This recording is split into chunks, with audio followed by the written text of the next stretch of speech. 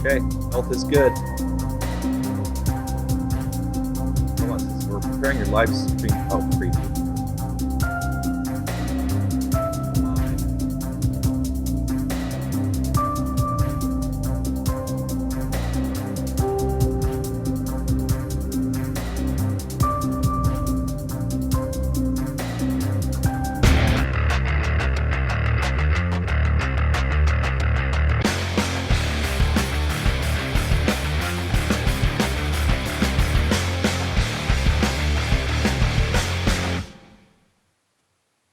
This show brought to you by Ricmotech.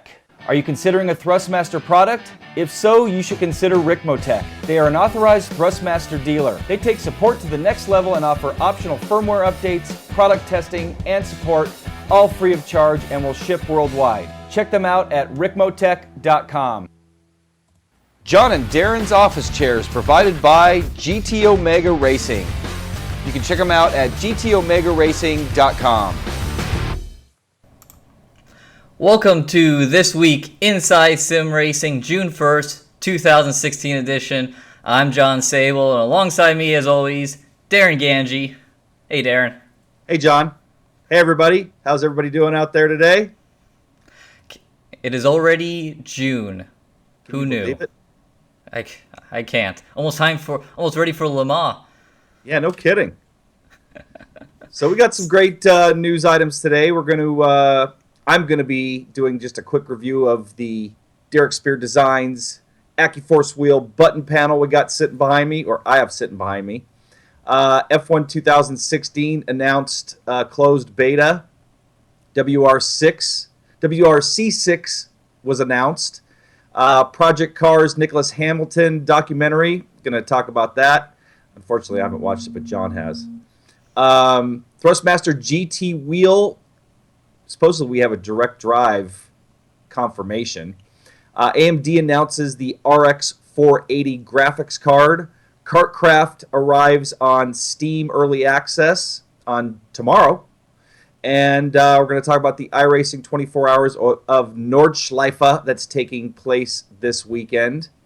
And we got some happenings. We're going to be reviewing Dirt Rally live this Friday. Myself, John, and Billy are going to be doing a live review of that. We've already got it scheduled on our channel, so you can, bookmark it, do whatever you want there, and we'd love to have you guys join us. We're going to do a review and then some Q&A at the end. We've got our poll question that should be up above John's head in that little eye, so you have to click. Anyway, instructions. Yeah, hover over that eye, do the poll question, and it's asking, what do you think was the best race of last weekend?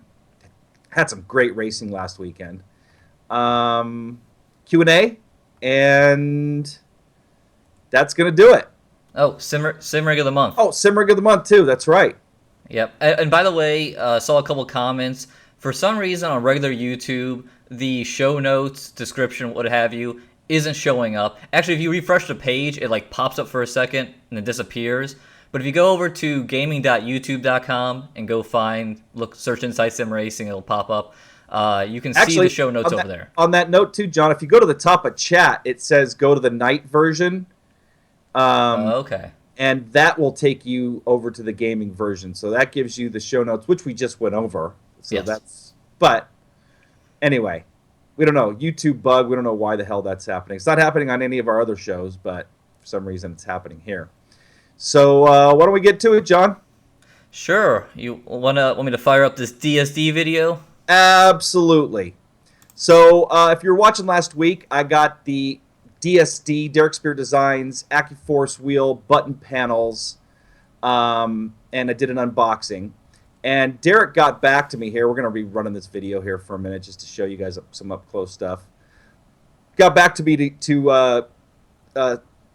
so I could be more specific in what materials are used. So the frames are precision water jet cut from 6061 aluminum alloy.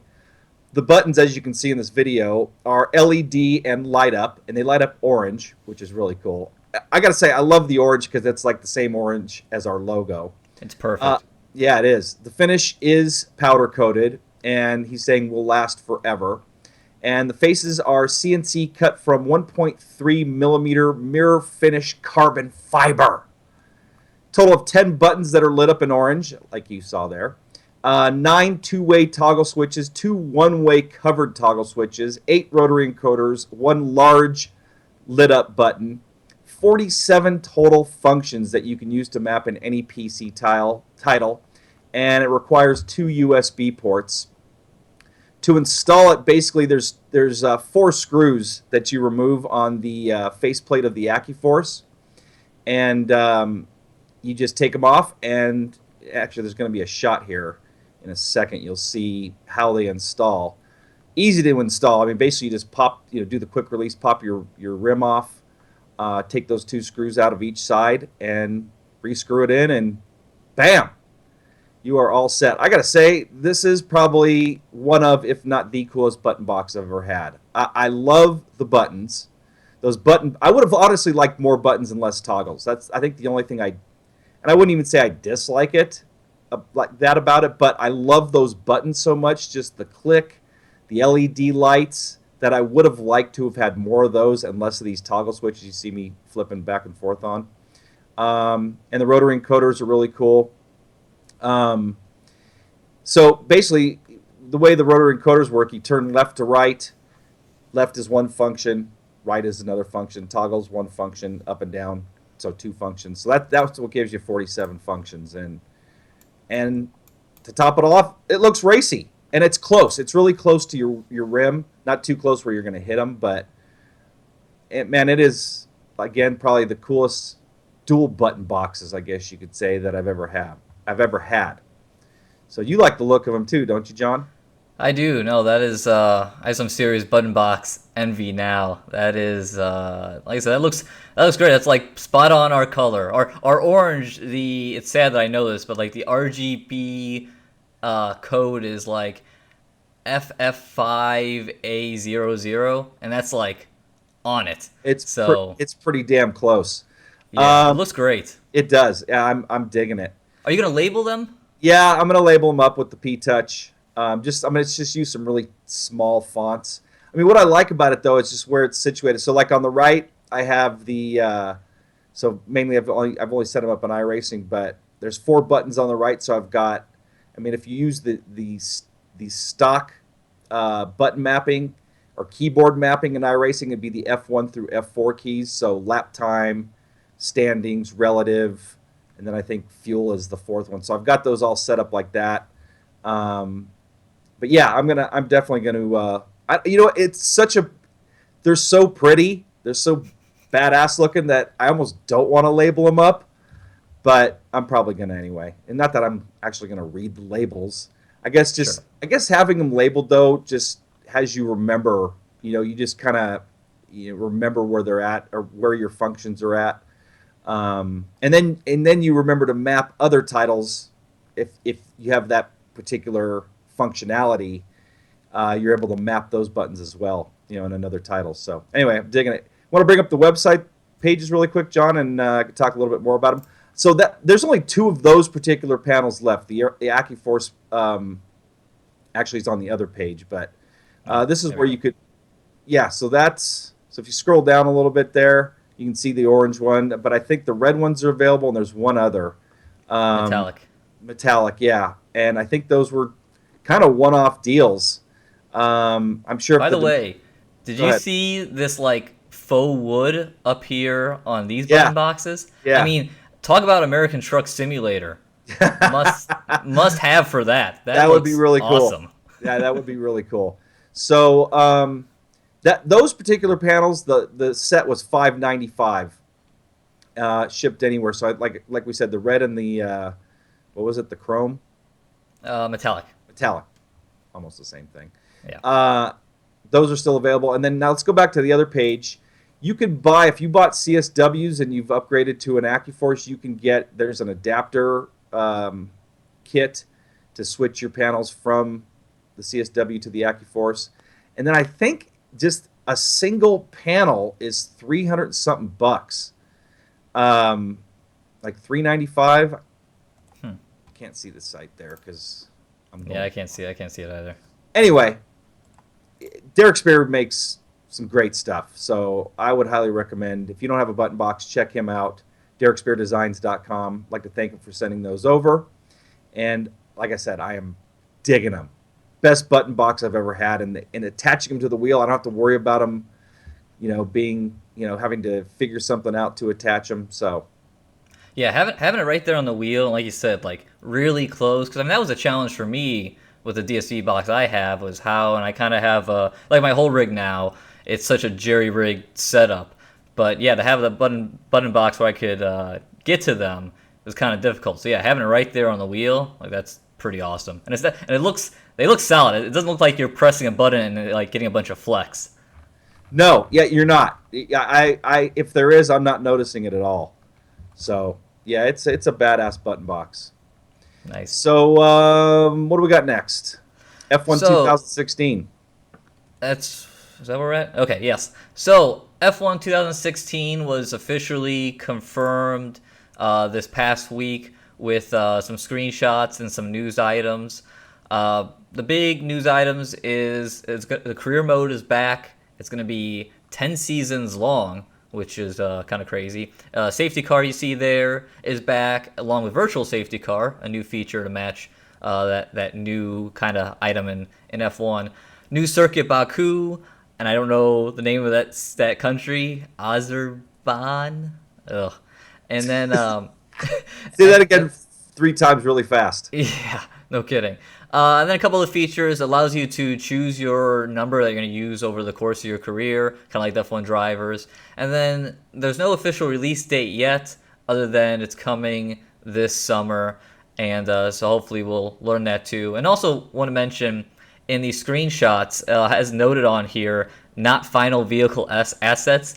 These are all 2015 model cars with 2016 liveries on.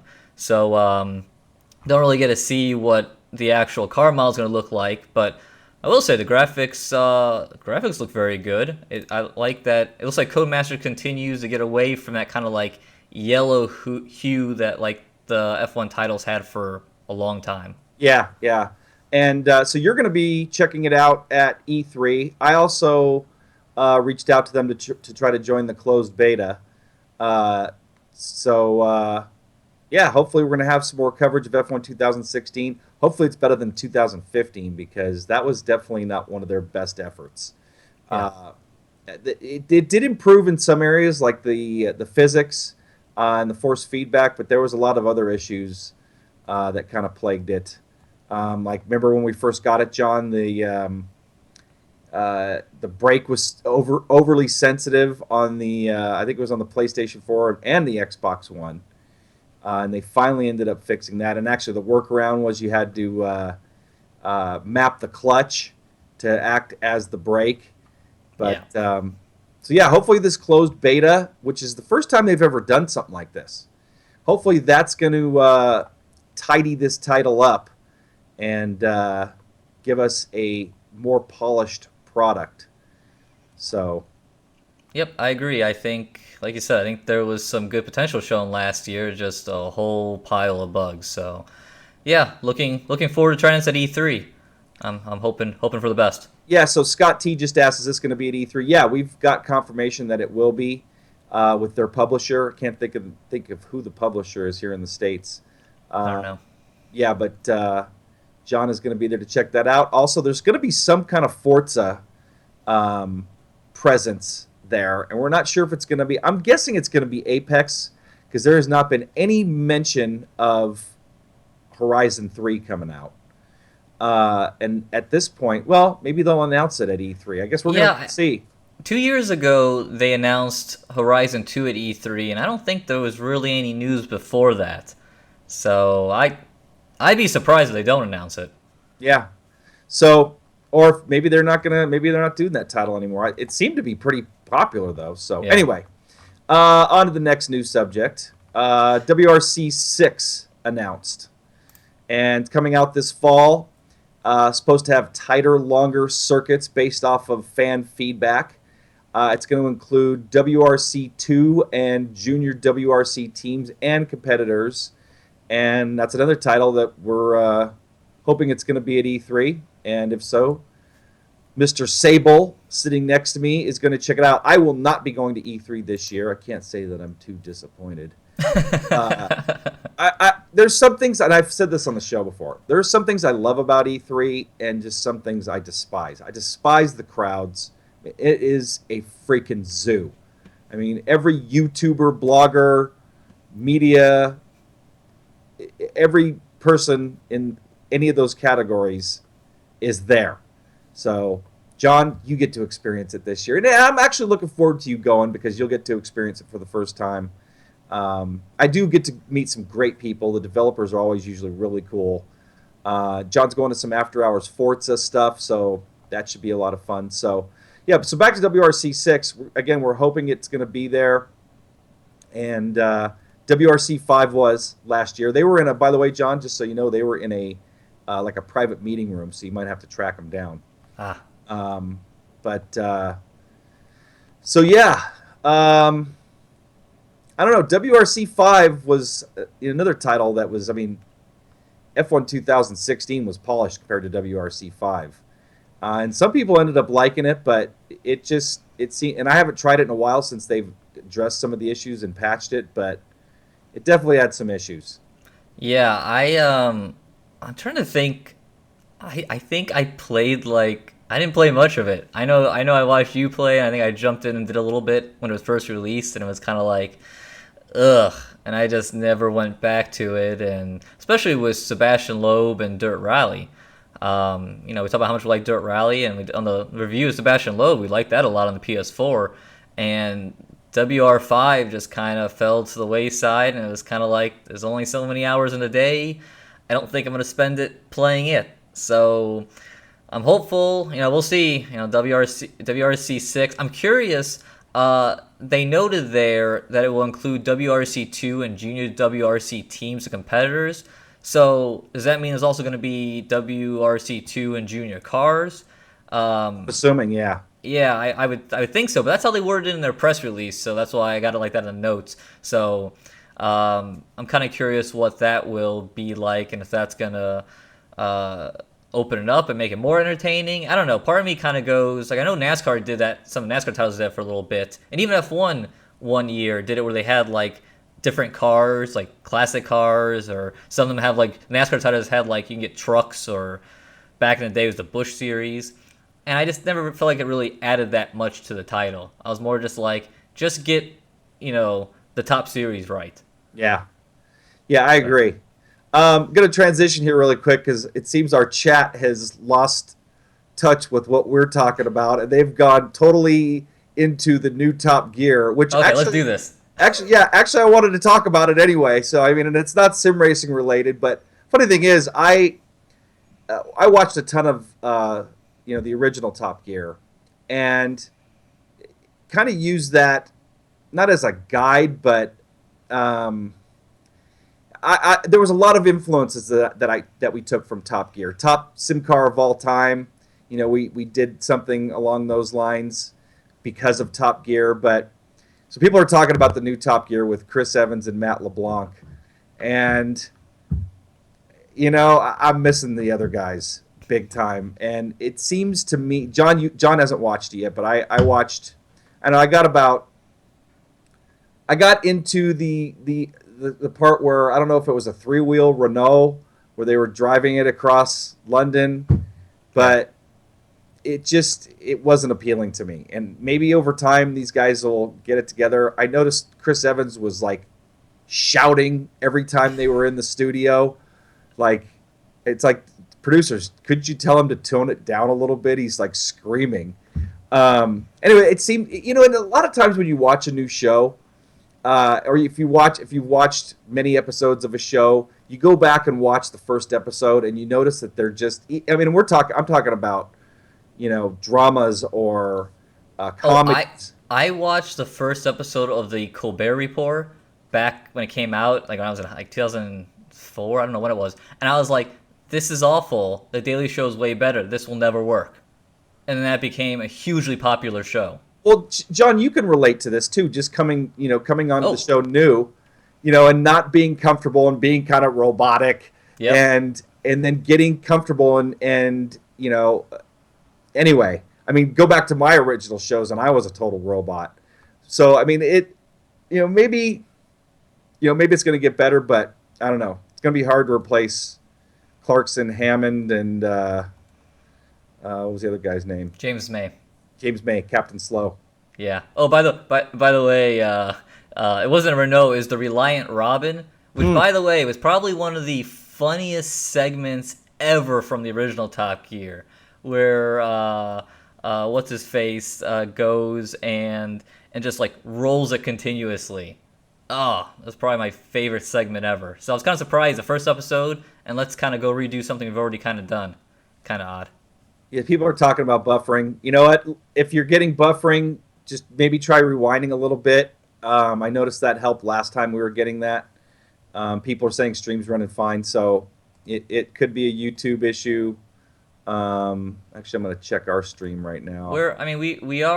We have dropped some frames, so there's a little bit there. Also, it's saying we're not receiving. It's just okay stream status. We're not receiving video data at a fast enough rate. Your viewers may experience buffering. Ensure your connection is fast enough for considering using a lower bit rate. Did you lower? Because I did. Sorry, we lowered the bit rate. Are we at 7? I did. Let me stop local recording and see if that helps out a little bit. Okay. Because I was recording it for the podcast, and I did do an intro. If you listen to this on the podcast, a little tangent for those guys. I did a little intro before last week's podcast saying how working getting the audio a little better for the podcast. It's been a little and I was going to try to locally record this so I wouldn't have to download it from YouTube. But yeah, I don't know if it's going to work too great. So we'll roll on, and I'll just do the same as last week. Let's roll on. Okay, so done with Top Gear. We've talked enough about that. Yeah. Which is not one of our subjects, but I saw everybody in chat was talking about it, so I thought, you know what, I wanted to mention it anyway. So, so what do we got next? Project Cars Nicolas Hamilton documentary. Now, I watched the teaser for it, but I didn't get a chance to watch the full piece. So, John, why don't you comment on it? Yeah, it was really good. It kind of explained why Nicolas Hamilton is involved with Project Cars, they definitely went out of their way to explain the reason behind it, because I never knew. I was kind of, I think like a lot of people, like, okay, cool, he's Lewis Hamilton's brother, but I want Lewis Hamilton involved. He's a race car driver. But they explained that Nicolas, with him having cerebral palsy, cerebral palsy, that he always wanted to race, but he never had the opportunity to. So he started sim racing back like, I don't know, something like 2009 or 8 or something, and he was really good at it. And he ended up winning, they said, the UK championship in like 2010 or 2011. Now, I don't know what the UK championship was. I don't know if that was R Factor or what specifically that was. But anyway, they didn't specify. They just said he was a champion and pretty good at it.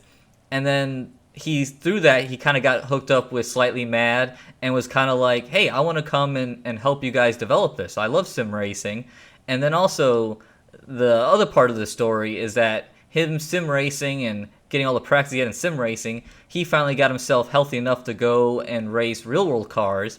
And he said how like the first time he jumped out with an instructor, he was faster than the instructor. So now he's turned into a touring car driver, and he gives a lot of that to the experience he got in sim racing. So I'm not going to take any credit for this at all, but I could have swore that before he got connected with Project Cars or Slightly Mad, someone reached out to me and said, hey, I'm in touch with Nicolas Hamilton. How do I get in touch with the guys at Project Cars?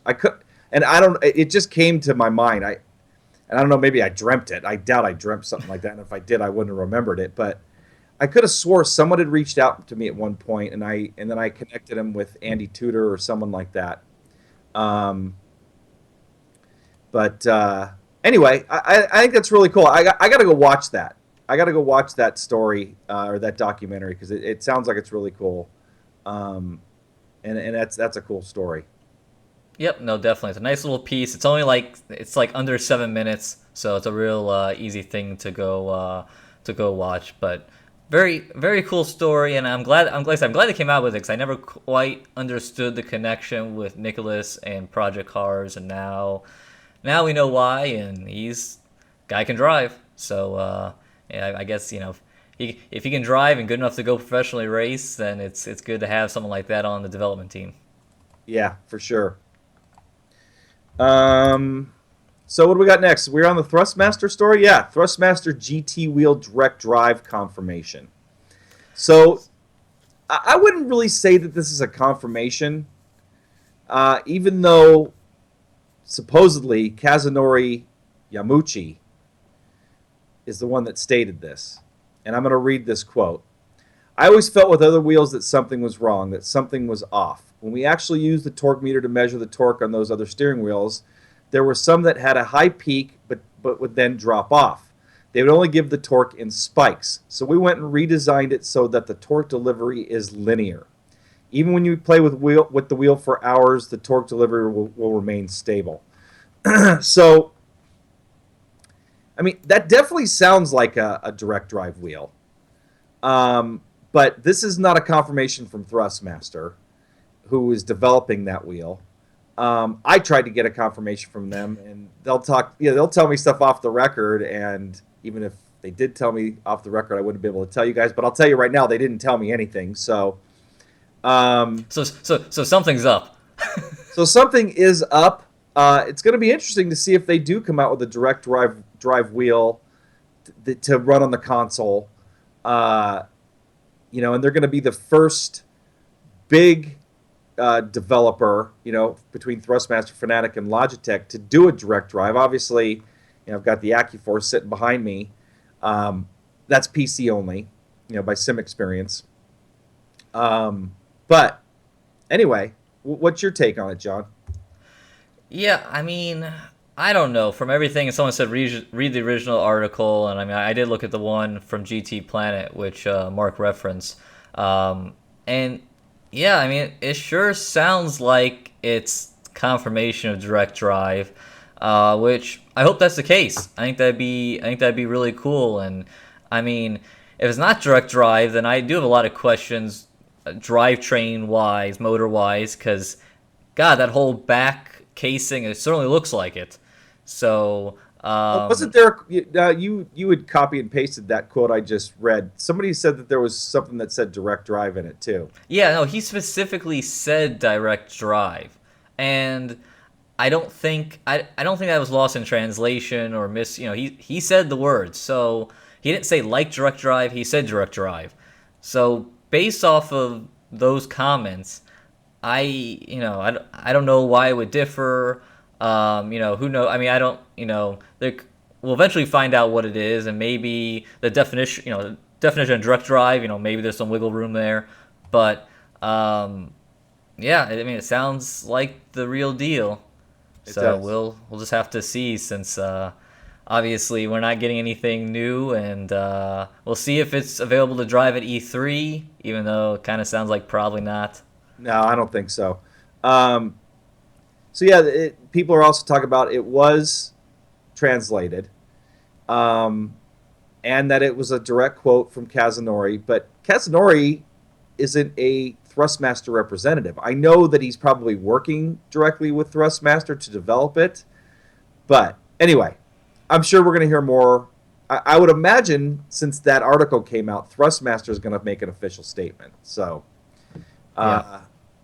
And so Richard Gore says, what do you reckon on price if it's direct drive? I'm going to guess between $750 and $1,000. And then Paul Hoggett's asking, what is a direct drive wheel? And we talked about this last week. Basically, all the Thrustmaster, Fanatec, and Logitech offerings, you got your motor, okay? And they're very similar to like an RC style motor. It's basically a servo brushless or brushed motor that is then connected to either a belt drive or a gear drive mechanism, which is then connected to the steering shaft. So you're losing fidelity and torque by it running through that mechanism. So what a direct drive wheel is I did this last week, and I'm sure people were thinking weird things. So you got your motor here, and then you got your steering shaft, and then you got your rim. The steering shaft is connected directly to the motor, so you don't have any loss of torque or fidelity. So anyway, God man, we're getting some spammers. Banhammer. I saw that. I just got him. Good. That's the second one I've had to ban today. So anyway, and so Wim just posted a question. Will this trigger Fanatec to release a direct drive wheel? Now, Thomas had hinted that they were working on a direct drive wheel more than a year ago in the iRacing forums, probably about when the AccuForce was released. And then I asked Thomas last year at E3 about it, and he didn't have a comment on it. He didn't say yes or no. So anyway, I would imagine so. Logitech, forget it. I don't see them doing anything along those lines. But I would think that based on the popularity of direct drive wheels and the performance, that Fanatec is going to as well. So anyway. Oh, by the way, as we mentioned earlier, the poll question up in the upper right-hand corner, got some people joining in. If you can, go vote on it now. We can kind of see results when we get to talking about that later. Definitely. So what do we got next? So, next up, more hardware news, but this time in general computing. And there was a new graphics card announced yesterday, the AMD RX 480. Now, this image is all I have because there just isn't too much out about it now. But this is the new Polaris architecture, which is going head-to-head against NVIDIA's new architecture they released with the 1080 and 1070 that we talked about a few weeks ago. What's that architecture called? What's the what called? The architecture for the NVIDIA? I can't. I'm drawing a blank. I know someone in chat will correct. Now I got Polaris in my head. Yeah. So anyway, so now you see this card and some of the specs, and it's like it doesn't look too special. 4 or 8 gigs. It does have 3 DisplayPort 1.3s, and they're saying it's just more powerful than a 970, and maybe as powerful as a 980. Which now with the new 1080 and 1070, Pascal. That's not that great. But Pascal. There's Pascal. That's it. Yeah. But thanks, guys in chat, by the way. Sorry for interrupting, John. Sorry for interrupting. I'm interrupting you, John. You can't talk. John can't talk. Stop talking, John. Pretty much. Hey, you know what? Hold on. I got to say something really quick. Not one complaint about my mic volume, so it must be good this week. Oh, thank God. I'm glad we got that figured out. So go ahead, John. Sorry. So you're talking about the gigs and performance. Yeah. Gave some specs. But the big but in this card, even though performance-wise doesn't seem that amazing. John said big but. It's going to start retail price of $200. So that is super affordable. That is very affordable. And now that's probably the 4 gigabyte version, because they're saying that's beginning retail. And they're saying 2 of them in SLI, which SLI, Wim's here, he'll let you know how SLI works. You know, it can be kind of a pain. That would be Crossfire, actually. Oh, yeah, it would be. They called it SLI and what I pulled it from. Okay, anyway, no you're kidding. right, it's Crossfire. But 2 cards would be more powerful than one 1080. At least they're claiming. So that's a lot of power for allegedly $400. You know what, though? The problem is, too, with because I ran an SLI for a while, and the problem is not everything's developed to take advantage of that extra horsepower. So, and that's the same with Crossfire. So it may be as powerful as a 1080, but is it going to be developed for? Is going to be the main question. And somebody, actually, I'm going to take one of the questions. I think it was from Tom Jones at the top of the show. Let me find it here. It was about, are we getting a 1080 or did you saw it, John? Yeah, I something about. I'll pull it right here. Yeah, Tom Jones.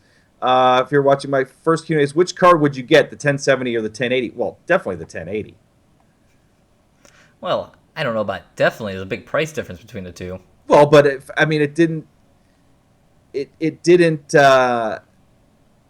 He didn't ask if price. Yeah. I mean, if I'm on a budget, sure, I'm going to get a 1070. But if I'm saving up for a high performance card, I'm going to get a 1080.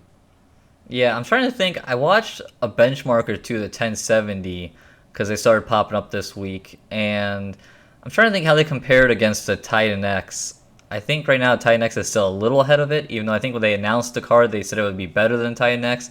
But either way, it's a lot of power for 350, 375, I think is the MSRP on the 1070s. So I don't know. It's a pretty good deal. But yeah, I'm not fully sure. I kind of go back and forth. Part of me is like, oh, more power to the 1080. All those teraflops, whatever that mean. But put a pin on the RX 480. It's going to be released June 29th. So again, what are we talking? 4 weeks here, and have another card. And yeah, it'll be $200 price point, performance somewhere between a 970 and a 980. I have a 970 powering the bat. I would like a little more power, but at least I guess at a minimum it gets the job done. I don't know if it gets the job done as nicely as I would like to, but I can at least run with that. I would say that's above the minimum too. I mean, because I'm at a 780 GTX Ti, which is similar power wise to the 970, and it more than gets the job done. Would I like more power? Absolutely. And I'm glad I waited, because I was shopping for a 980 Ti, which we got to drive them at iRace for Life, and that's a stout card. But now with the 1070 and the 1080, man, I'm glad I waited, because I would have been pissed. I did that with the 780. I bought the 780, and then like a couple months later, or a month or two later, the freaking 980 came out. And I was like, oh man, I just wasted my money. I mean, I didn't waste my money because it's a good card, but anyway, Sure. I'm glad I waited this time around.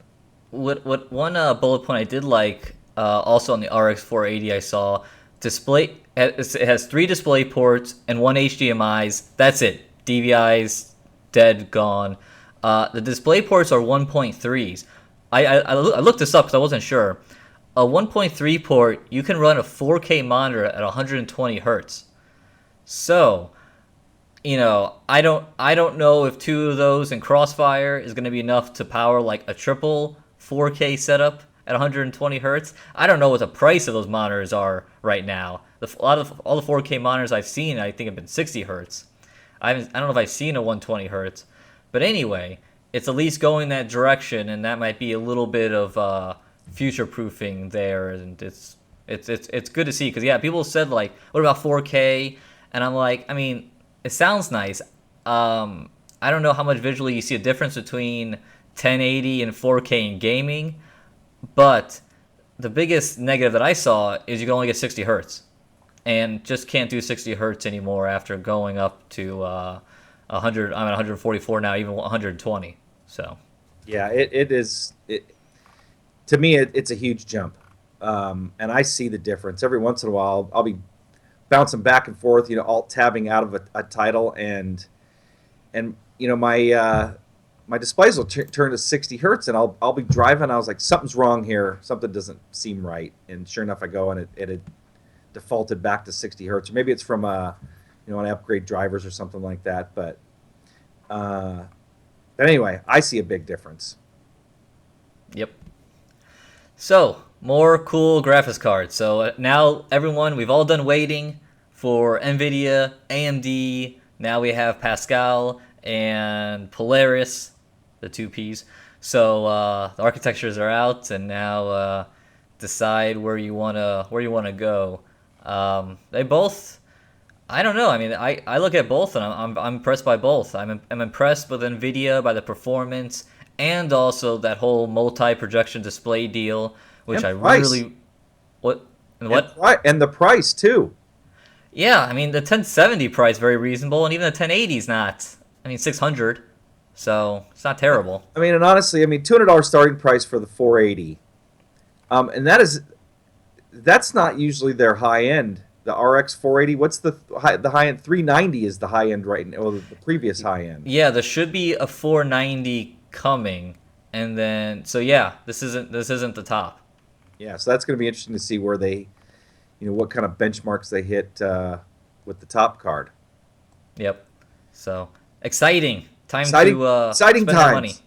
times. Exciting times in sim racing and PC gaming in general.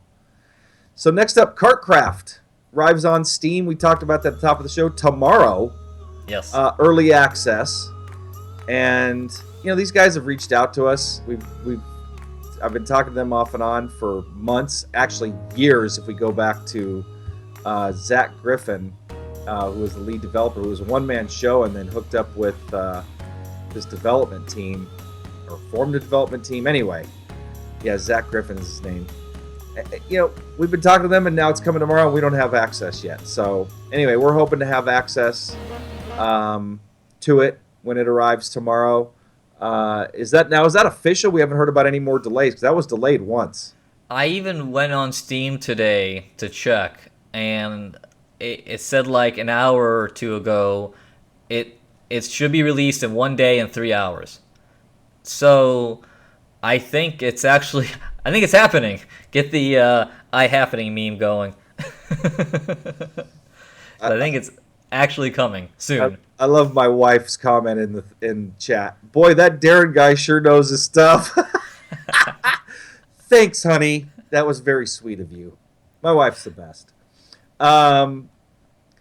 Anyway, yeah. To answer your question, Silverfire, is KartKraft the Unreal Engine 4? Yes, it is. So I think that's good. So that's going to be the first racing title using that engine.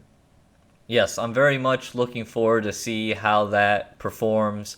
It looks great. The preview shot that Sector 3 put out of Race Room running that Unreal Engine 4 kind of teaser leaked thing, that looked awesome. So yeah, really looking forward to seeing that.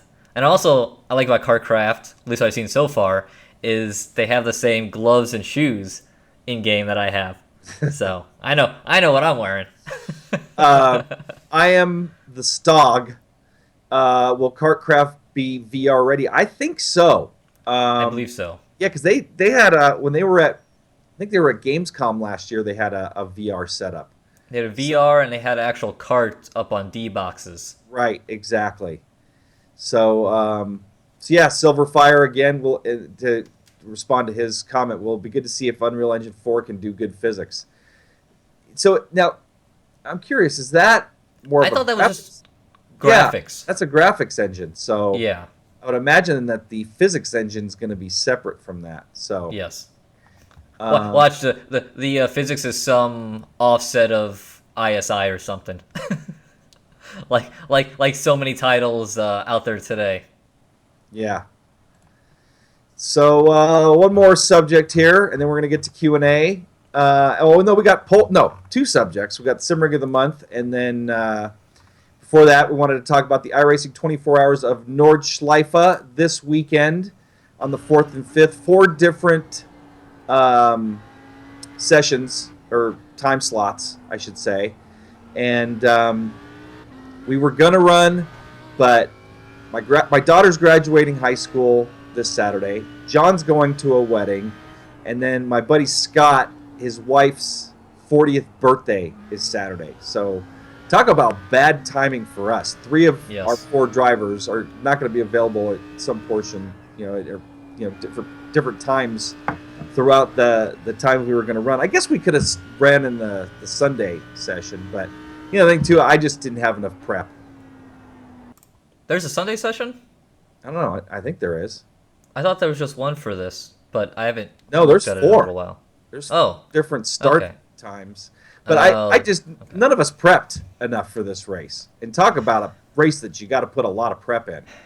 Yeah, I'm kind of bummed. We've second time we've kind of come on here every week and be like, yeah, we were like, yeah, Indy 500, let's go do it. We love this race, and then we just got too busy and just didn't get time to really work on it. And this week also busy, but I mean, I was still planning on doing it, but like I said, we kind of realized today our schedules. I mean, I'm gonna be like between you, me, and Scott, we're all gonna be out at the same time Yep. for hours. Like That the would same, be like yeah. Yeah, so that would leave Bruno running it all by himself. Yeah, Bruno would have to run like, I don't know, 5 hours or something. So yeah, it just didn't. Which, by the way, would be great for the team because Bruno's fast. But Bruno's an alien. Bruno's an alien. Bruno's been doing a lot of like Formula Renault racing. He's on a team now. Yeah, By the way, who's he racing with? I can't think of the team name off the top of my head, but They're a big team. They Yeah. always beat me. that was going to be the last race that we were going to run with Bruno. So I'm kind of bummed that we didn't get to put it together because he's got commitments now with this other team, which is like a real team. We were just like TNT Racing, TNT Racing, exactly. a very good team. So yeah, anyway, we're really proud of him for landing that ride with that team, and they're lucky to have him. Honestly, the dude is amazing, and he's a great guy. But anyway, back to the 24 Hours of Nordschleife for this weekend. We have a practice server up, and it's up right now, as a matter of fact. Today, tomorrow, and Friday for 9 hours. It starts at 3 p.m. Eastern Time, and the password is ISRTV24. So if any of you guys want to join and practice in that hosted session that we've got, because you can go run qualifying and open practice sessions. But if you wanted to get away from the general public and run in private, feel free to jump into our server. So back to the race, there's going to be 4 cars running, so 4 different classes: the Audi GT3, the Roof C-Spec, the Kia Optima, and the Mazda MX-5.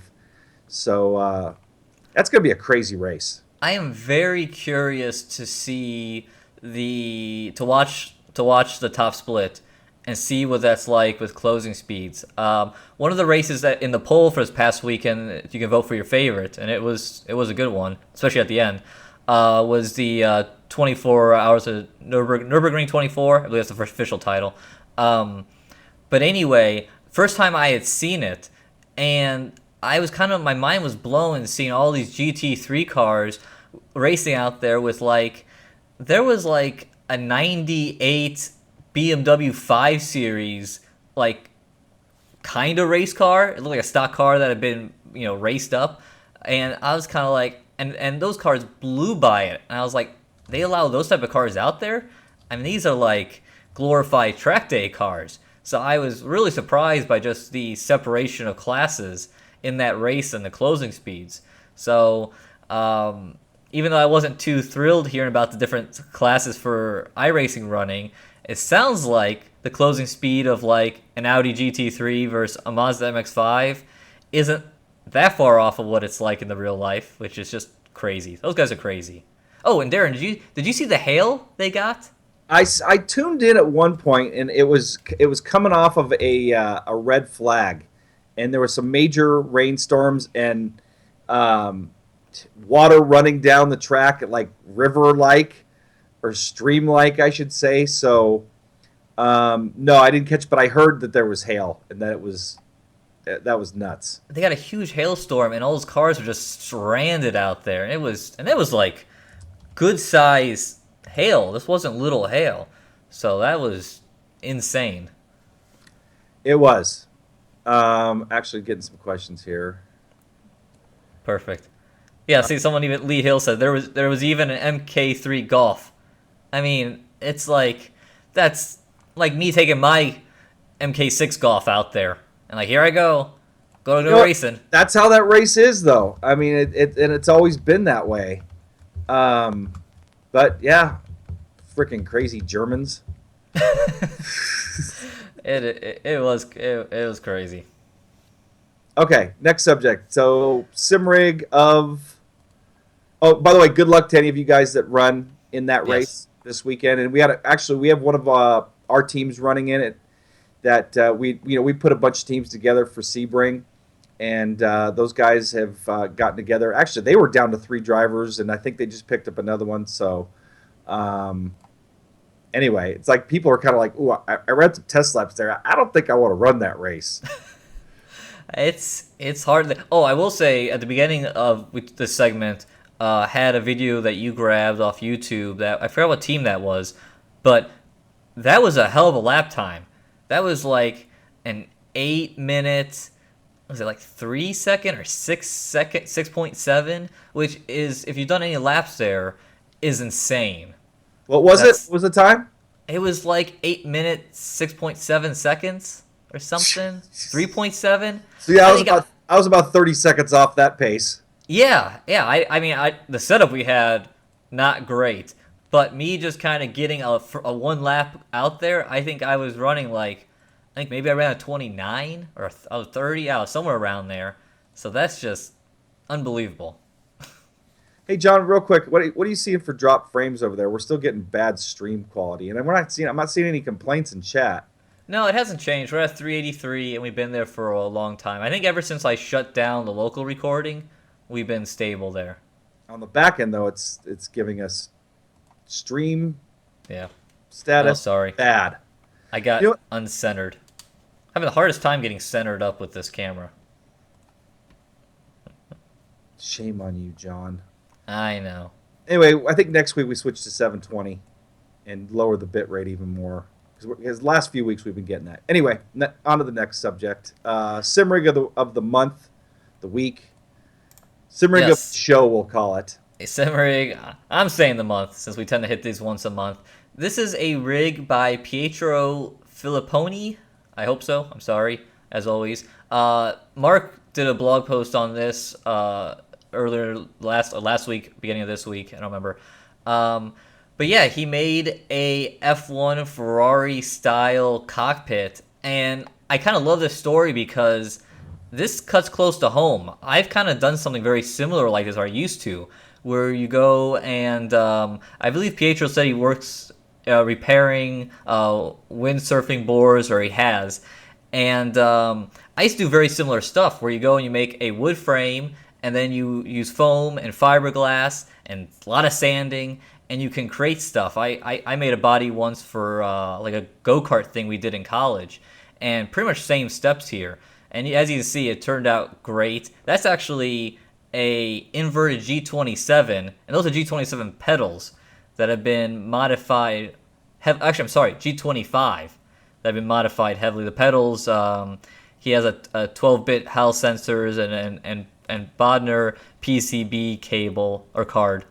But no, as you see, pretty awesome results, and that is a ton of labor to make something like that. I mean, the paint on it, fantastic. It's just, he did an amazing job making that. Yeah, that thing's pretty sweet. My only complaint really with this setup is the monitors are just way too far away. They are very far away, and they're only 24-inch too.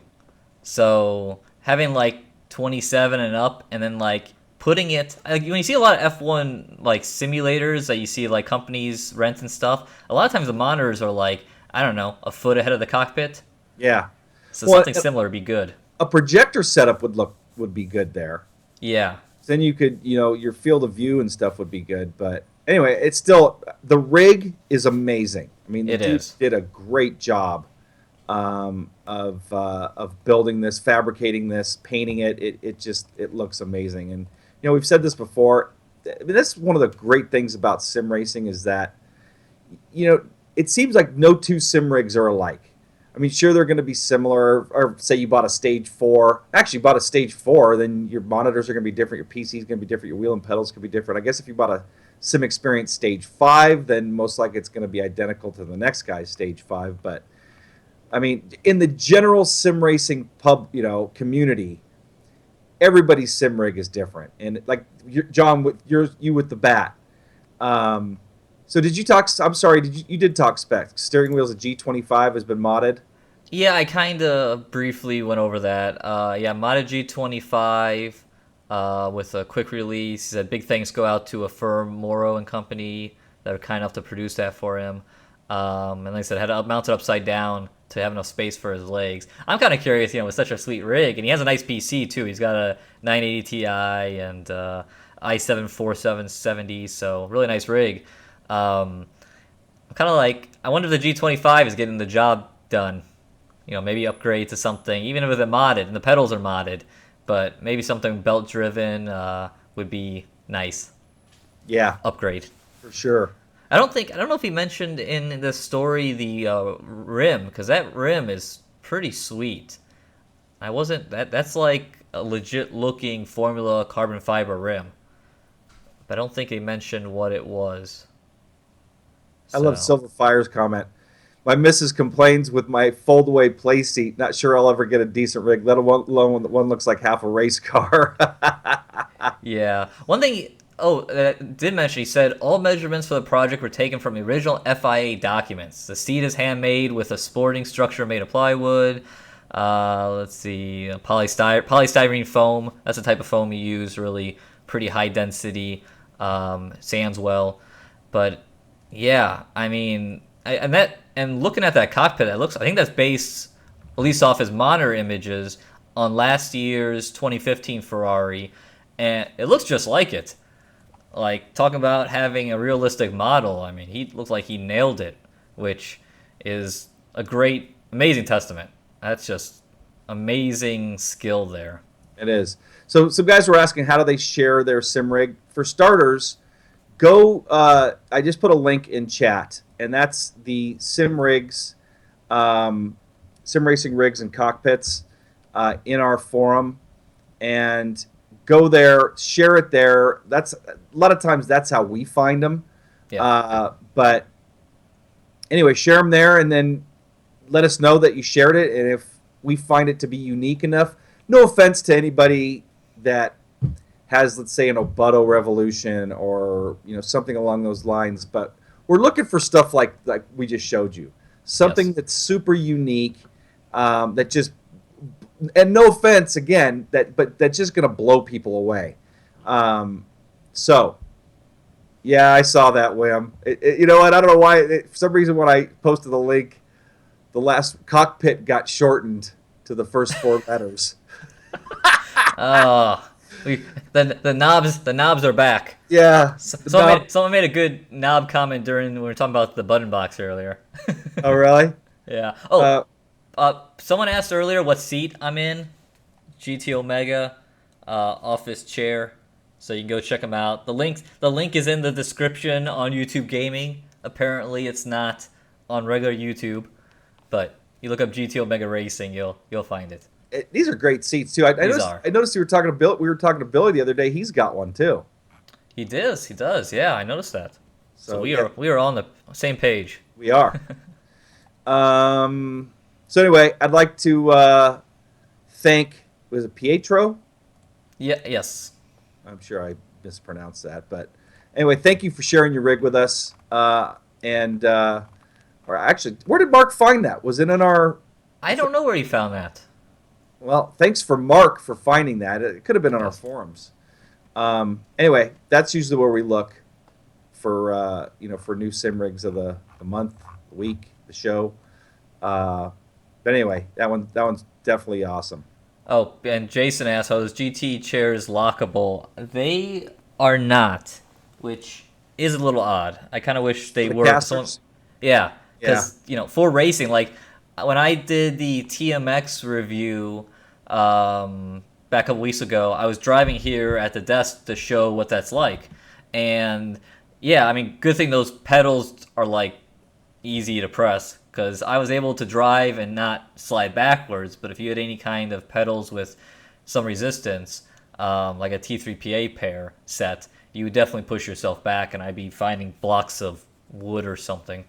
So yeah, I wish they did have casters, but I guess they want you to go buy the rigs. Did you talk to David Ankeny? Did you see his setup when we were at iRace for Life, John? He had his one of his first sim rigs, or his very first sim rigs. He had a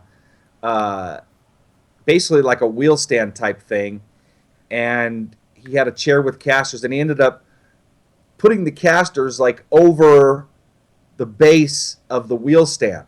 Yeah. That stopped him from going anywhere. He said after a race though, like the chair would slide a few feet, one direction or the other. He said, but the whole rig was all in one place. So that's always something that you could do. But no, yeah, they don't lock. It locks as far as whoa.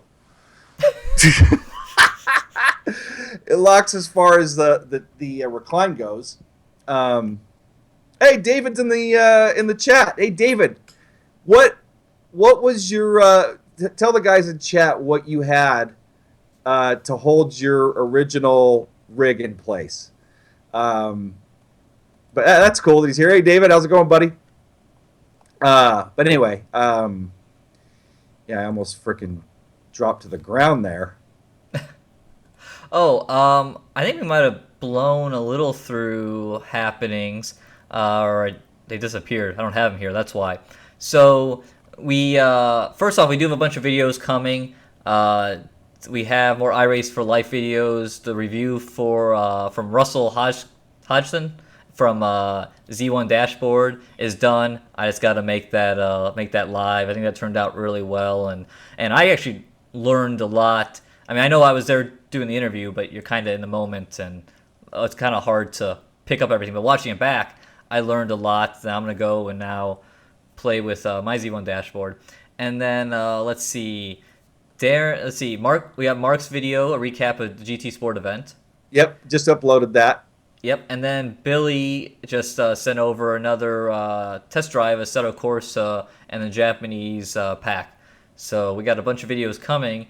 And then, as Darren mentioned at the top of the show, we are going to be live reviewing Dirt Rally this Friday. Hopefully it all works. Yes, but we have a format, and it's going to be me, Darren, and Billy. Since Billy's done probably just as much or more driving on it than we have. Yeah. And yeah, we have a format. We're going to kind of go down a checklist, and we're going to give ratings and, just give discussions and arguments, and we're going to try to capture that all live. So, yeah, we'll see how that goes. The stream is already scheduled and up on YouTube, so you can go check on our homepage and see what time that is, local time for you. And but it's 2 p.m. Eastern time here in my neck of the woods, and which is 2 hours earlier than when we launch this show, because it's Friday and I have to go do dad-like stuff. So yeah, so come out, join us. We're gonna go through the review, and then when we're done, we're gonna open it up for Q&A based around Dirt Rally. So don't be asking us like iRacing questions or should I buy this rig or whatever. I mean, it's gonna be focused more towards Dirt Rally. Yeah, bottom line, we won't answer those questions. Yeah, exactly. But yeah, come join us, or at least just to interact and see how well it goes. Again, hopefully, technically, everything works out. But if this goes well, this could be a new way for us to tackle reviews, because reviews take a lot of time to do, especially properly, and doing a live format will allow us, what we're hopeful of doing is like the day a new title comes out, we can do a quick like first impressions, and then maybe we can review it like a week or two later, or maybe like a month down the line after some updates, and have more time to play it, and we can give more of a full review. So we're kind of hoping that this allows us to stay on top of these releases a little better and give you feedback, because that's what you're looking for. It might not look as pretty as what we normally do, but it should give you some good off-the-cuff feedback. Well, and get your guys' feedback, so your comments will show up in that review, because we're going to have your comments running. So we'll be able to hear, we'll be able to see what you guys think, and so will our viewers. Yes. Besides the people that are watching live. So yeah, I'm really looking forward to seeing how that goes. John and I have been talking about doing it for a while, and then Billy lit a fire under our asses to He did. To get it done. So yeah, it's going to be fun. It's going to be similar to this format, but we're going to be just talking about Dirt Rally only. And to answer your question, Nigel, it will be we're going to talk about all three systems, even though they're all three very similar, but we will kind of compare them. We're not going to go too much in depth on the comparison. But anyway, yeah, that's going to be fun. Yep. And are there any other happenings we got going on? No, I think that was the main one, especially now that we've scratched running the Nürburgring race. Did you mention the Dave Cater Ray Alfala video? Oh, no. So, yeah, you got that up yesterday. Yep, that's out yesterday. And then we got another one with Ray Alfala talking trucks. And then the guy that was just in chat, David Ankeny, was part of David Cater's first class, which I'll be posting soon too. So anyway, we'll be getting on those in our I wouldn't say free time, but in the next week or so. Yeah, we keep trickling out that iRace for life. We're kind of mixing it into everything else we're doing. And then you got to do the race recaps. I still got to do the race recaps. We got a request for that today too. Did you see that on YouTube?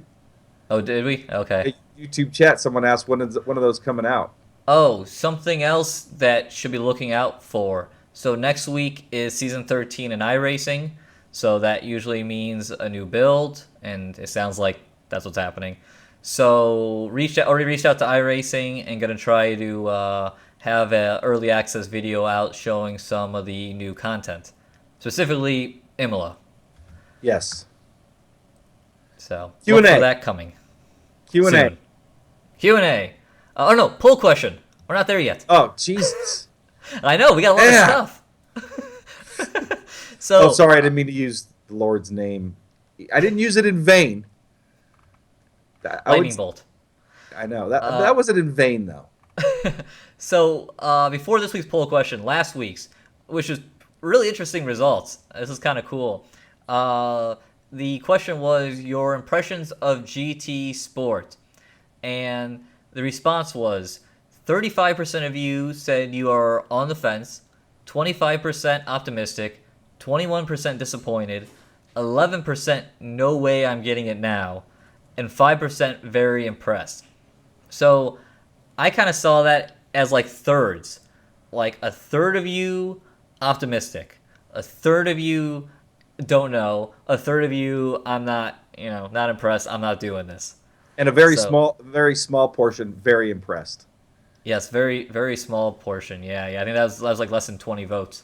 So yeah, that is interesting. Very divided, sim racing community on that topic. I was optimistic. That was my vote. I didn't vote, but I'm either on the fence or optimistic, I think. So yeah, I don't know. Did you grab the question earlier? Someone asked what we thought was our most favorite thing we saw or interesting thing we saw about GT Sport. I grabbed a few GT Sport questions. I don't think that was one of them. Here, hold on. Okay. Well, maybe we can get to that later. Wait, interesting question for Q&A. What feature that we know about from GT Sport interests you the most? That one? Yeah. That's the first question for Q&A. So why don't we just... all right, well, let's go. Let's talk about... Yeah. Well, let's just take that question really quick since we're on GT Sport. I think, honestly, the thing that I was most excited by was that, like, virtual yellow. I knew you were going to say that. Yeah, me too. I think that's a cool feature. You know what? I'm going to touch on another question, too, really quick, so we can just kind of get these out of the way. Someone was asking, where is it? Oh. Yes. That's Mr. Laney 32 question. Well, there was Deadpool said, yes. If GT Sport and GT7 have the same awful sounds, will you still get the new GT? As for me, I won't. Now, from what I've heard, Team VVV put out a video. Mark really couldn't compare because I don't think he was that familiar with Gran Turismo 5 or 6. But from what I heard, the sounds, definitely the car sounds, the engine sounds are 100 times better. Yes. Now, the other sounds, I'm not so sure about. But again, supposedly it's only 50% done. So there could be some changes to the sounds, before it launches. So, yeah, I agree. The engine sounds do sound better, and Alan did a really nice job on that video comparing the two. But yeah, the tire squeal is kind of brutal sounding. So, ugh. Yeah. So anyway, I don't know. I'm looking forward to seeing how the game progresses. I'm hoping that the AI is much better and that it's more of a real race versus just kind of starting you at the back of the pack and just trying to drive your way through a bunch of drones. Yes. But anyway, I'm really curious to see how it handles. Looks amazing. I honestly would like to try it in VR because it's supposed to be VR compatible with that new, soon to be announced PlayStation 4.5 or whatever they're going to call it, which you should end up seeing, John, at E3. Yeah, I am hopeful. I'm hopeful to maybe try it. I'm hopeful at E3 they announce officially the new PlayStation 4.5 or whatever it's going to be called. Yeah. But okay, so before we dive fully into Q&A, let's see how this week's poll question is going and get our thoughts. You want me to check? Yeah. If you could check, that'd be great. So this week's poll question, not sim racing related, real world racing. What was the best race of the weekend? I have 4 listed, and I realized I should have had a 5th because someone said the Isle of Man TT was going, and I forgot about that. Wasn't the 24 Hours of Nordschleife too at the beginning of the weekend? Yeah, that was like Saturday to Sunday. So was that one of the? Yeah. I have the Nürburgring 24, the Monaco Grand Prix, Indy 500, or the NASCAR Coke 600. Those are the 4 options. So I should have had the TT in there as well, but I knew I was missing one. I only watched the 24 for a couple minutes. That was just. I think I was leaving town. That's right. You were in Seattle. I was heading to Seattle, so I didn't get to see it.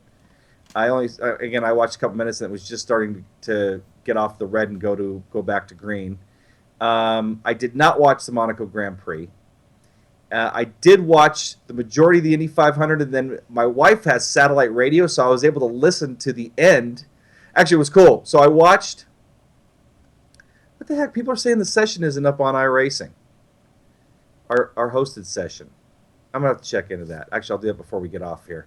So anyway, I watched the first half of the race. I think it was just past halfway. We went to breakfast at a place, local, I wouldn't say dive, but just a local place up in Seattle. They had it on, and we watched a good portion of the race there, and then got in the car, and she had satellite radio, and I was able to listen to the finish. So that was really cool. But and then I watched... And then I didn't get enough sleep the night before, so I got home and the Coke 600 was watching. I told my wife in the car, I'm like, all right, I'm going to sit on the couch and fall asleep to the NASCAR race. I think 5 minutes into the NASCAR race watching it, out like a light. And woke up with about 30 or so laps to go, which obviously I didn't miss anything because Martin Truex completely dominated it. Yeah, if you're voting for the NASCAR race, then I'm gonna accuse you a little bit of being a fanboy there, because that wasn't the greatest race. But my vote is the Indy 500. That race was Indy 500 has been so good since 2012 and the introduction of the DW12 IndyCar, and it just gets better and better every year. And this year, just again, close racing and the passing, and the front runners, the comers and goers. Front runners kept on getting knocked out. It was good to see. Last year's race was great, but it was a lot of Penske and Ganassi. This year, everyone's there. Is Penske, Ganassi, Andretti, Hinch, my boy, was up there leading, driving Sam Schmidt car. So, yeah, I thought the Indy 500 was awesome, and it kind of would have been cool to see a legit race at the end. I was pulling for Newgarden. But it was cool to see Rossi pull that off, and kind of a good old strategy race. But that was really cool. So I don't know what the heck has happened. This is switching subjects a little bit, but back to my hosted session on iRacing. I scheduled 2 sessions. One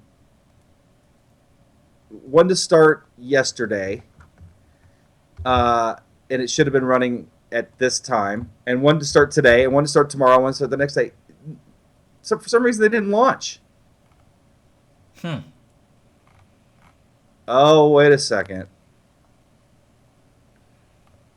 Dates messed up. I just noticed that yesterday's was only when I just went to edit one, it said 5 minutes.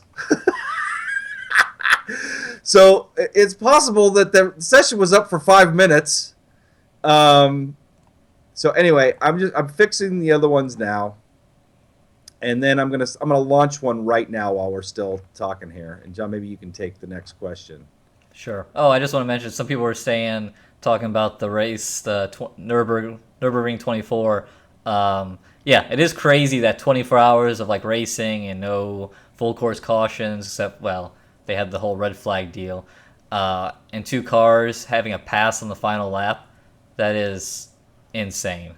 So that is the endurance racing this year has been just top notch. The 24 hours Daytona, Sebring, just excellent. I'm looking very forward to Le Mans later this month. Okay, I just fixed the 2 sessions for tomorrow and the next day. Yes, they were 5 minutes. So that's why there's a guy, Gary Mueller, who was asking me in chat. He's like, what? I didn't see the race. I tried to join it or the practice session. I'm like, what do you mean? I hosted it. Yeah, it was up for 5 minutes. So I'm going to host one right now. I'm going to launch it right now. It'll be up for 9 hours as of 2:16 Pacific time or 5:15 Eastern time. ISRTV 24 is the password. Make sure I don't host it for 5 minutes. It's going to be up for 540 minutes. And use iRacing defaults. Purchase and race now. Okay. So there Oh, go ahead. There's a session starting right now. So give it a few minutes if you guys want to join that. And if anybody tried to join the previous ones, I apologize. That was stupid on my behalf. And I know the one on Monday worked because I ran it. I don't know why. And I had to copy. Anyway, let's just get on. It's okay. It happens to the best of us. iRacing had a few of those snafus on some of the early world events, where it was kind of like, oh, we scheduled this to be like a time race instead of laps. That was like a Road America race where this was a NASCAR race and it was like 500 laps. So it was like whoops. So back to the best race of the weekend. Sorry, John, for chopping you there. You didn't go over the votes, did you? No, I didn't go to the votes. Where are we at so far? Okay, so Monaco Grand Prix 51%. Wow, it was a good race. Nürburgring 24, and that's usually not the greatest race. I mean, sure, it's like the equivalent. It's like the marquee race of Formula One, but the racing there is just usually not that great because there's no place to pass. Yeah. I mean, I'm telling you, I gotta say, I would love to go to a race there too, but I've never been to an F1 race, as a matter of fact. So 51% Monaco Grand Prix, 33% Nürburgring 24, 9% Indy 500, and 5%. I got the hiccups. 5% Coke 600. So anyway, back to that Indy race. That was an amazing finish. It was good, and I'm sorry. I'll be a homer, and USA chant for the 100th running of the 500. Yeah, that was cool. Even though Rossi's now is probably gonna get picked up by Manor and go drive the rest of the F1 season, he'll be gone. So that's actually a great question. So if you were a budding race car driver, open wheel driver, let's say, and you have an opportunity to run on a top team in the Indy series, or a bottom of the barrel team in Formula One, yeah, which one would you take, John? Yeah, that is a really hard question because at the surface, I would say I'd rather be on a top IndyCar team where I can compete for wins and have, just because F1, if you're in a bad car, you're in a bad car. IndyCar, fairly level playing field. Driver makes a big difference or bigger difference. Now, with that said, in F1, if you go to a lower team, the question is there a pathway to a better team? I mean, if he goes back and races with Manor, I'm waiting to see if, like, Haas F1. Like, I know Gutierrez is there because he's Ferrari's test driver, but he's running kind of And I don't know if they kick out Raikkonen and they can go get, like, Ricardo, there's rumors, stuff like that. Why keep him around? So get rid of Gutierrez and go and insert Rossi in there. American car, and I think he has the talent. So I don't know. If I was him, I don't know, because I don't know what what's the runway length in F1. F1 is definitely the harder route, and a lot of times it ends poorly for like everyone. because of the politics. But I don't know. What do you think? I would go Indy, and it looks like, I mean, just looking at the looks like it's back and forth in chat. So, a bunch of people are saying F1. Scott Holmes, F1. A bunch of people said F1 at first, and then a bunch of people started saying top IndyCar. Billy said Indy, top IndyCar. Yeah, I don't know, man. I would probably go top IndyCar because I would love to be able to race at the Indy 500. I think I'd get really frustrated being a back marker or bottom cellar dweller in Formula One. Sure, Formula One, you go to some great venues, you get to travel the world. It's sexy. Yeah, it is sexy. You're in the pinnacle of racing, really. I mean, F1 is like the top series in racing. Doorbell. Doorbell. You got to go get that, John? No, I'm going to ignore it.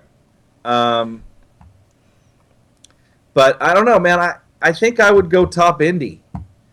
Maybe just because, being an American and, and as a matter of fact, Deadpool asked, do you remember Champ Car from 90s, early 2000s? The best. Yes. And late 80s. I mean, I was big into kart. And so watching that era of IndyCar racing made me a huge IndyCar fan. I mean, probably more so than Formula One. Formula One wasn't that big here in the States. So growing up watching Indy, anyway, we're droning on here about us, but no, this is all good. This is all good stuff. But yeah, the late '90s, I went and I watched kart race in Cleveland. I watched them race at Mid Ohio. I watched them race at Gateway. I mean, those cars are just hands down the sexiest open wheel cars ever. Those late '90s, pretty awesome. Those so awesome. Not that much aero, big engine, looked awesome. That's never coming back the way we've gone with technology. But man, I love those cars. Yep, me too. All right, let's get to Q&A here. Yep. We're on hour and 22 minutes. Yeah, I say we do about 20 minutes here, then I gotta run. Oh, John's got to play Mr. Mom. I gotta play Mr. Mom, and I got a softball game tonight. Oh, that's the real reason. Important stuff. It is important stuff. Yeah, and my voice is starting to go. It's not really starting to go. I'm just getting a little parched. Mateus W, is that where we're at?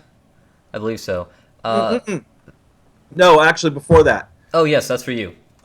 Jason Garrett asks, I've been looking for a reason to come over to Spokane. If I bring my Oculus Rift over to you, you want to meet up and do a review? Sure. And as a matter of fact, John had an offer to go to drive somewhere as well. Was it a Vive to check out or an Oculus, John? An Oculus in Columbus.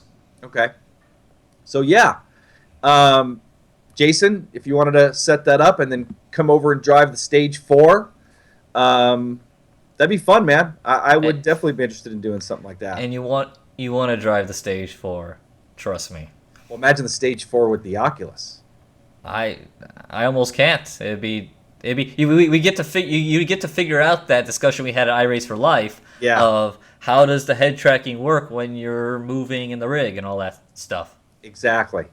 So, you know what? And as a matter of fact, Jason, I think I mentioned, I don't know if you're still here in chat, but I was just in Seattle last week, and I wish you would have hit me up sooner. I may have come by with my wife and checked that out. But anyway, if you're coming to Spokane, that's a beautiful drive through the Cascades, by the way. Yeah, I would love to check it out. Has the snow melted yet? A little bit up on the peaks. There was still some. Anyway, Billy's talking about softball really quick. So people are saying, what's softball? Baseball with the underhand throwing and the softer ball. You know what? I played softball for years. I played for probably almost 10 years, some really high-level tournament competitive softball. And the softballs that we used shouldn't have been called softballs. They should have been called big hard balls because they were just as hard as a baseball. And we used to be able to just crank those things. I mean, I could hit one pretty damn far. But anyway, that's what softball is, to answer your question. So anyway, back to Q&A. So, yeah, would love to have you over. I don't know if I don't see you in chat anymore. But if you watch this later and want to hit me up, Darren at isrtv.com. Let's put it together, man. That would be cool. All right, next up, John, you can take the next question. Yes, Mateus W. There will come a CSL wheelbase this year, confirmed to a German news site earlier last month. Can't post a link here due to restrictions. So, okay, good to hear. I mean, I hope we've been expecting it. Hey, I wonder if you'll see one at E3.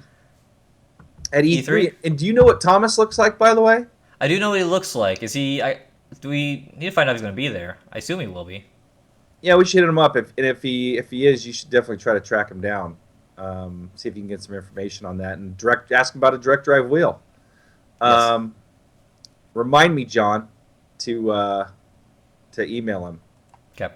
and I'll drop him an email. All right, next question. Deadpool Q&A. If there's 2 series, era, or cars you would bring back to motorsports, what would they be? For me, it would be F1, the V10 era, and Group C. The question is for both Darren and John. So go ahead and you answer that first, John. I mean, I think I kind of already showed my hand. I think the late '90s kart cars. I can't remember the manufacturer now. It's with an R. I'm drawing a blank. But anyway, I thought those cars were beautiful. Now I did see Scott Holmes in chat said how Indy or kart in the late '90s and Indy today just as good. I agree. IndyCar today, the racing is just awesome. I mean, I'm a huge IndyCar series fan, and the current crop of drivers and competition love it. But yeah, I would. Did he say I'd love just to as see good or not as good? just as good. I thought. Did he say something else? No, he said today's IndyCar isn't the same as kart in its heyday. Oh, I don't know. I don't want to get rose tinted glasses. I think Reynard. quality wise, racing wise, it's just as good. The Reynard. Yeah, Reynard, Lola, and the Penske. Yeah. But the Reynard just best curves. But yeah. I agree with Scott. I don't think current IndyCar racing is as good as it was back then. There was just some amazing drivers in that series back then. Michael Andretti. I mean, going back even further, Mario Andretti, Al Unser Jr., Al Unser Sr. I mean, Al Unser Sr. is older too. I mean, they raced together. But Yeah. Paul Tracy, Emerson Fittipaldi. Yeah, that was an amazing and at the tail end of it, Alex Zanardi. There was some great Jacques Villeneuve. Juan Pablo. Oh wait, he's back. That was 99. so that was at the tail end of Champ Yeah. Car and Yeah, about 2000, that series kind of went the wrong direction. IRL ruined it. Yeah, they did it to one another. Yeah. So Scott just said too. Back then, the talent was very close to F1, both drivers and teams. And then people are gonna say, "Well, Michael Andretti went to F1 and didn't do so well, but he wasn't in a." Well, then again, he wasn't a top team. Wasn't he teammates with Ayrton Senna? I don't know. I think he might have been. Anyway, Hey, so you throw Scott Dixon to F1, he's just as fast as all those guys. yeah, maybe. I think just across the board, though, I just think older kart is better. It's funny too. I was watching some sports channel the other day, and they were comparing old basketball teams to new basketball teams, like the '80s Lakers, Showtime versus the Golden State Warriors of this era, and like, well, that team would have been better, or this team would have been better, and Stephen Curry. They're saying that he wouldn't have been good back in that era. It's like, bullshit. He would have kicked ass in that era. The dude could shoot from anywhere on the court. But anyway, it's almost the same kind of argument. It's like, well, which drivers were better from which era? So anyway, for my part of that question, to answer it, I would pick the old IMSA series from the late 80s, early 90s, and I would pick kart from that era. Those would be, and there's some eras of Formula One that I would love to see. Like when James Hunt and in that era. I think it was, I think F1 was a lot more exciting in those days. But anyway, that would be my answer to that. Oh, yeah, that was a tough one. So T-Bone, R.I.P. Greg Yeah, Ready- it was at California Speedway, wasn't it? California '99 on Halloween Day. Red, Yeah. red gloves rule. Yeah, that was a tough one. Greg Moore, I did like him a lot. Oh, language. I said bullshit. You know what? They say the S word on like primetime TV now. They do. Yeah, That is it's allowed and they use it. They're like, we're gonna use as much as possible. yeah. Okay, so next question. Spatial Dragon. Darren getting close on an 18-speed trucking video. You know what? I should have something out within the next week or so. I got to do a review of that shifter, but I need to get on that and get it out within a week or so. So I'm hoping to get to that soon. And I'll take the next question really quick, Jonathan. You can take the next two. Will Jessica ever come on the live show? As someone who's been watching the show since 2010, I would really like to see her back again on the show again as a guest. You know what, John? We need to try to make that happen. Yeah. I'll reach out to her, even if we have her on for 10, 15 minutes just to see how she's doing, say hi to our viewers. I think that would be really cool. Yes, that would be great to see. I mean, as someone who watched the show for years from nostalgia, that'd be great to see her. Yeah, I'd love to see her. I haven't seen her in years. So Well, hell, I mean, what year was Inside Sim Racing started? 2007. Okay, August so next of 2007. Next year is gonna be 10 years. So Yep. we got to do some good, like, I don't know, celebrating stuff. Like a reunion show. Yeah, well, I don't know about that. Yeah, well, that's the only person I'd bring back. partial reunion. But I think people would be happy to see her. Yeah, for sure. No, I'll see if I can. I talk to her on occasion, and I'll see if I can work that out. That would be cool. I would really like to make that happen. So, John, you go ahead and take the next two. Okay, let's see. I just saw one in chat I want to grab right here. Ryan Nauber said, if there was an Xbox One racing wheel you could choose, what would it be? It can include upcoming wheel as well. That's tough. I think if you're on a budget, the TX is very good, or TMX, I'm sorry. And TX is also a good wheel. And then if you can afford it, the Fanatic Close Sport V2 is the best of them all. But it costs a little bit more. Watch our Xbox One buyer's guide. Yes. Then you can make a decision for yourself. But yeah, top end Fanatic, mid range I'd go Thrustmaster TX, and then low end I would go with the TMX. And then G920 is a decent wheel, but at that price I'd just go with Thrustmaster. yeah, the G920. I know in some countries the G920 is significantly cheaper than the TX. So if it's significantly cheaper, I would say you can go that route. But yeah, I mean, we prefer the belt drive of the TX. I prefer the belt / gear drive of the TMX over the G920 gear only. I'm just over the gears. They just I am too. Notchy. What belts? I am belts, too. direct drive, that kind of stuff. Yep, I agree. Okay, John, you go ahead and take the next one. Yeah, let's see. Steve Gemsey asks, did you see the Monaco GP? Well, what did you think of it? Hold on, I think you missed a couple. Nigel Benton. Oh, you sure? Yep. I don't see it here. Oh, I'm above that. Wait. But where are you? okay, we skipped Oh. one in Jessica. Okay. Oh, Monaco. we did. We already talked about the Monaco. Yeah, my only thing, the Monaco GP is I feel bad for Ricardo. It's like his team spent 30 seconds on pit road and he still almost won the race still. Let's see. Nigel, in wheel reviews, there never seems any mention of the rumble feature. Is that because it's the same for all wheel, irrespective of cost, or can it make a difference to the driving experience? That is something that we probably should mention more. And I was thinking, even after I did the TMX piece, there was a couple of things I should have spent a little more time on the feel of driving it. But yeah, I mean, there are differences, but for the most part, the rumble, I mean, all the wheels do kind of rumble. You go off track, they rumble. If you go, okay, cool, and then that's kind of it. It's all, what it comes down to is the programming. Yeah. One of the few titles that I feel a lot of it in is Forza. There's a lot of vibration in Forza, but other titles you just don't feel it as much. Sure, you go off track and you're not feeling rumble. You're actually feeling feedback in the wheel. You're not feeling that vibration. So a lot of developers just don't take advantage of it, and so I Yeah, think I mean, that's like I the big said, part of it there. I do think across the board it is kind of similar. The only difference that I can think of, and again, I mean, I'm not trying to pick on Logitech, but they're sticking with old gear technology. When you do go off track in the Logitechs, the gears do kind of rattle, and you kind of get that rattling sensation. That's not, it's not, it doesn't feel like the best. It's not ideal. Um, but the Thrustmaster Fanatics, I mean, they rumble, and I don't know. It feels like it's right.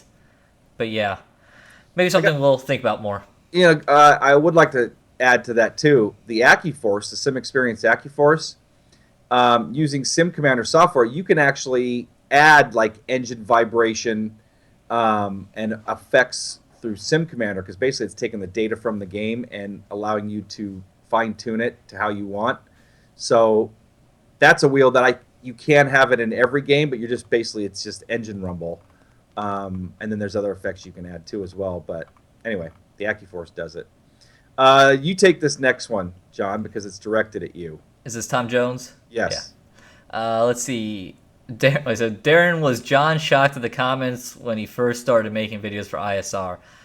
I don't think so. I've been around YouTube enough. I mean, I can't say I ever, when I watch the old, when I was just a fan of the show, I don't think I normally didn't spend too much time looking through comments, but for years I listened to podcasts, and one year Motor Trend did a really funny end of the year thing after they started doing videos, and they talked about like just how nasty YouTube comment section are. I forgot how they described it. It was really funny, but it's just kind of like, yeah, like the worst things that can be ever said to you are going to be in YouTube comments. So I just I take everything with a grain of salt, and I try to take the feedback ones. And other people want to rage, I let them rage and ignore them or make fun of them, or I don't know. So it's the internet. I don't get too. It'd take a lot to really surprise me. Yeah. And I try to avoid them at all costs. But anyway, that was directed to you, so I don't want to get into it. Steve Gemza22 asks another question and asks, which game are you most looking forward to being released? In the near future, I mean, GT Sport, I'm curious what that's going to be like. And I am legitly curious to see. Well, let's see. I mean, KartKraft, I'm interested in that. And I'm legitly interested to see what F1 2016 can be. Because I really do think 2015 had some decent physics and it had good force feedback. When we we drove with the Fanatic V2 wheelbase, it felt really good. So I'm looking forward to those titles. I'll echo that. I'm looking forward to the same things. By the way, sorry for being distracted there, guys. My youngest daughter had some major surgery in the last couple days. Yesterday, she had one of her ribs removed. Oh wow. Because it was pushing. I mean, this is totally off subject, but I want to talk about my daughter because I love her so much. But anyway, it was pushing up against some veins up in her shoulder, and she was getting blood clots. She's an athlete and works out a lot, and from repetitive motion and volleyball. Anyway, my mom was just calling, and my daughter was calling. Everything's okay as far as I know, but had a rib removed yesterday to stop that from occurring again, and now is in surgery again today to remove the blood clots that had developed before that. So anyway, sorry for being distracted there, but it was for good reason. Next one, I'll take this one. Saint Lexicon. Darren, or it's not Darren, but can you please explain what makes up the different stages, stage 1 through 5 of, I'm assuming, sim experience rigs? He just says of sim rigs, but that's the only ones that I know of, the stage 1 through 5. So the stage 1 is basically just the seat mover, which I can't really show you guys right now, but so that's the platform, the actuators, and the control box. Stage 2 then adds the whole front end to the rig. stage 3, so the front end of the rig, when I say the front end, so where you mount your wheel, your pedals, shifter, that kind of stuff.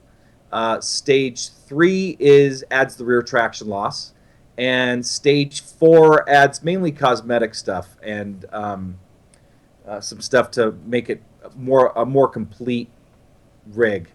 And then a stage 5 is a full turnkey simulator. So monitors, PC, wheel, pedals, shifter, everything.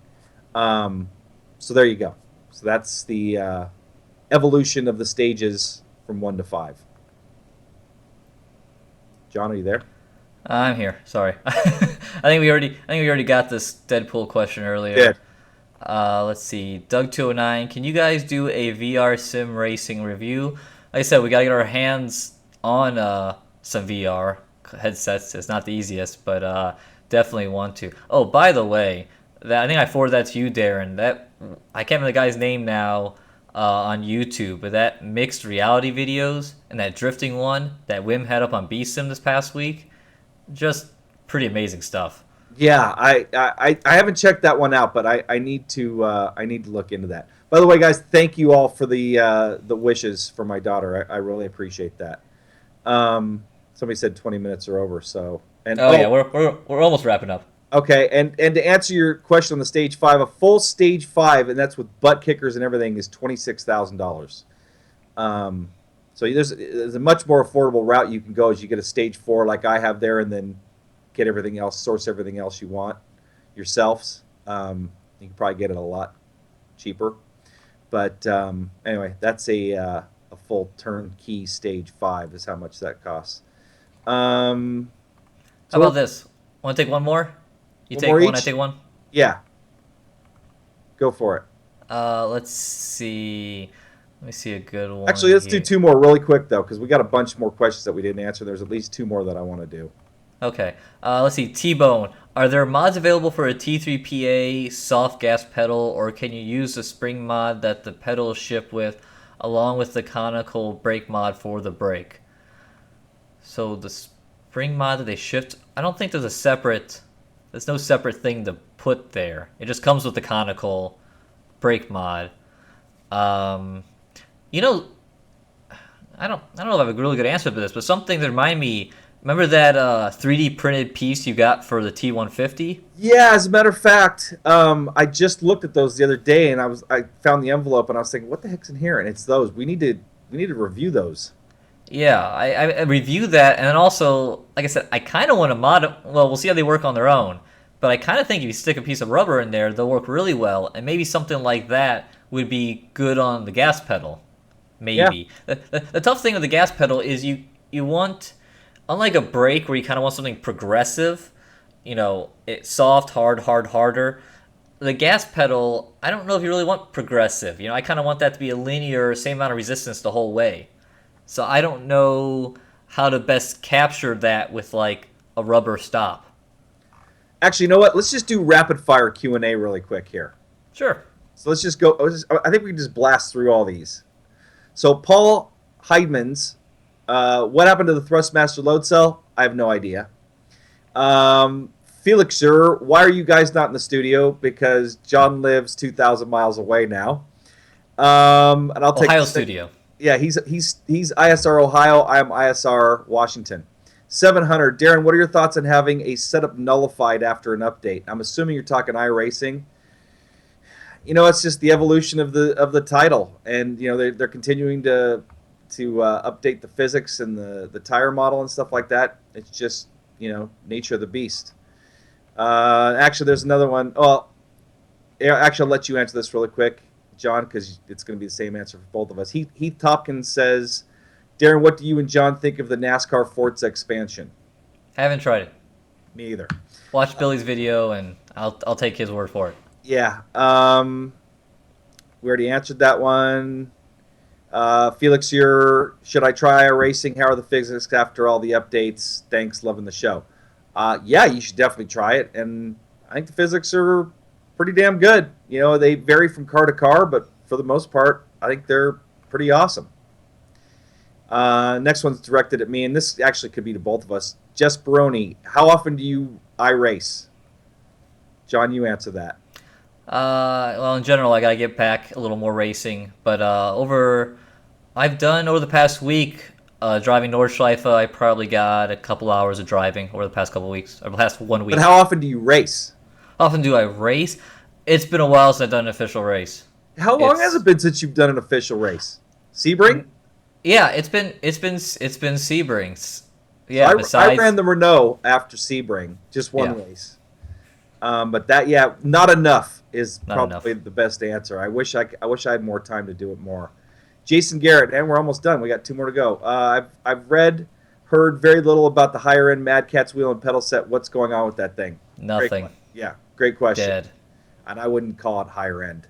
And then from Frequency of Thought, are there any wheels that have preset buttons that allow you to change your wheel's degrees of rotation and other settings on the fly? Yes, the Thrustmaster offerings all do that. Matter of fact, you go to their website and you can check on their FAQ or settings, for all the different wheels. But like, you hold the mode button and push to the left or right on the D-pad, and you can change the degrees of rotation from like 270 up to 1080, on the T300, the T500, and the TX up to 900. So, and I think you can.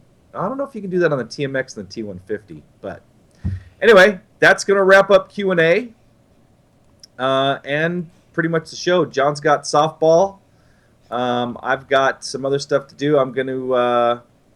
We got ISR Cali too, by the way. Billy's in California, and ISR Netherlands. We've got Aussie Stig in the Netherlands. So anyway, I got some other stuff to get to. I want to try to get one of those other iRace for Life videos out today. And anyway, thank you all for watching. As we end on a whimper. Yes. We would appreciate a thumbs up and on a whimper. What? Well, I don't know. We were kind of tailing off there at the end. What do you mean tailing off? Oh, I don't know. We just kind of like, I guess we're done. Okay. Well, no, you're the one that's got to go. I know. I do. I agree. Yes. Thumbs up. I'm just trying to get through it for you. You did great. That was actually back, John. No, that was good. We should do more of that. I talk too much. I know we do talk too much. We go too deep into the subjects. But anyway, thank you guys so much for watching. We really appreciate it. And again, we'd appreciate a thumbs up. Also, shop at our Amazon store here in the States if you get a chance and you're looking to buy something on Amazon. Go to our store. We'd appreciate the support there, and it doesn't cost you anything extra. Support our sponsors, Ricmotech, GT Omega. Anyway, for my buddy John Sable, I'm Darren Ganji. Thanks again for watching the June 1st edition.